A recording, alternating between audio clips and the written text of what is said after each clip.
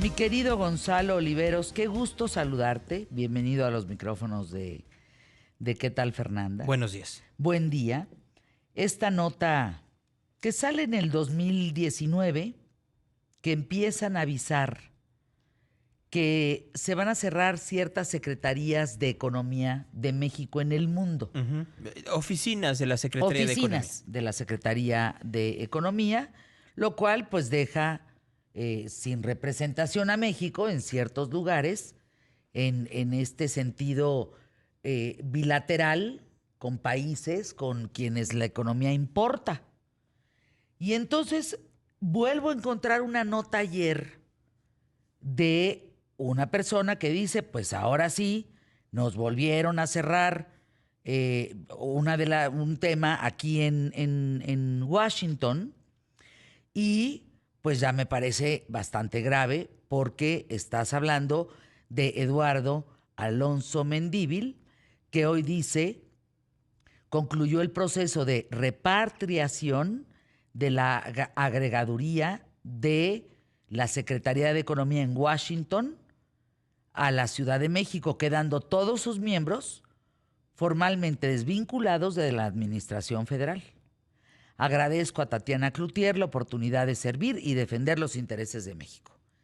Jerónimo Gutiérrez, ex embajador de México en Estados Unidos, asesor de la firma Covington y Burling en Washington, socio de Bill Infraestructura en México.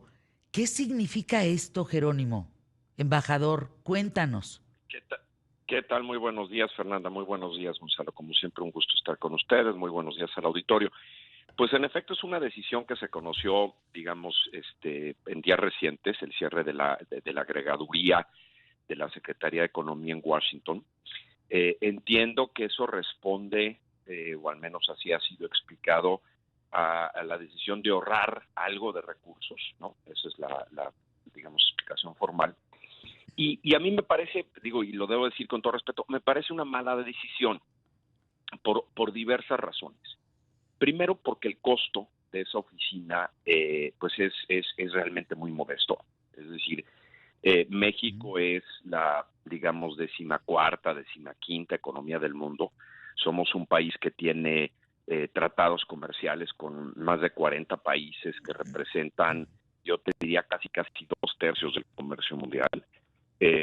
Y esas oficinas son importantes y el costo que representa, pues vaya, sin que haya dispendio, por supuesto, ni nada, pero desde mi punto de vista representan una fracción ínfima de lo que es el presupuesto, ya no se diga del gobierno federal, sino de la propia Secretaría de Economía. Y dos, por contra, son oficinas muy útiles. En mi experiencia, durante el tiempo que yo fui embajador, para mí me fue muy útil la agregaduría de la Secretaría de Economía. Es cierto que había, en esos años, se estaba negociando, renegociando el Telecán y negociando el Temec. Pero aún así, aún aunque ese proceso ha concluido, pues digamos, es importante por la interacción que tenga con distintas, digamos, con gobernadores, con el Congreso, con empresarios que tienen interés en México. Entonces, asumo, porque así se ha planteado, que será lo que es la sección económica de la embajada, que conozco también bien y me parece sumamente competente, bajo la Cancillería, la que realice una parte de esas tareas, y algunas otras, como nos ha enseñado la pandemia, pues en efecto se pueden hacer por Zoom, pero nunca desde mi punto de vista se sustituye o será posible sustituir plenamente ese contacto humano que hay a la hora de promover negocios. De tal suerte, y perdón por extenderme, que creo que es una mala decisión, que es una decisión que no vale lo que nos estemos ahorrando.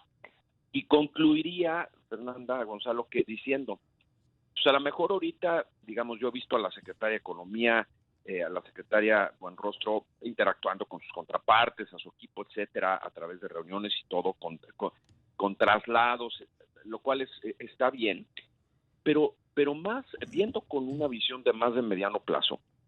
En el 2026 se va a revisar conforme a las disposiciones del propio Temec el tratado. Y creo que va a ser un proceso que va a requerir de mucho trabajo del sector privado y del gobierno mexicano, y creo que en ese sentido esa oficina era sumamente útil, ¿no? Entonces creo que ha sido una mala decisión desde mi punto de vista, y habrá que ver cómo se subsanan esas necesidades, ¿no? Y yo pensaría ni siquiera en el 2026, Jerónimo, sino pensaría en estas enormes oportunidades que hay del nearshoring, de estas chances que podría tener la economía mexicana de crecer a partir de traer empresas que en este momento, no mañana, no en 2 años, sino en este momento se necesita hacer toda la labor de cabildeo y de convencimiento para que se vengan a México y no vayan a otros países de América a reubicar su cadena de suplementos.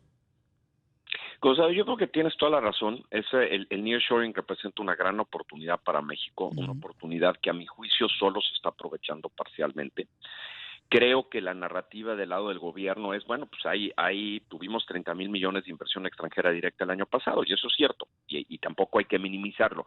La pregunta yo creo que relevante es si el tamaño de esta oportunidad es de 30,000 millones o de 60,000 millones, y yo creo que se acerca más a los 60,000 millones.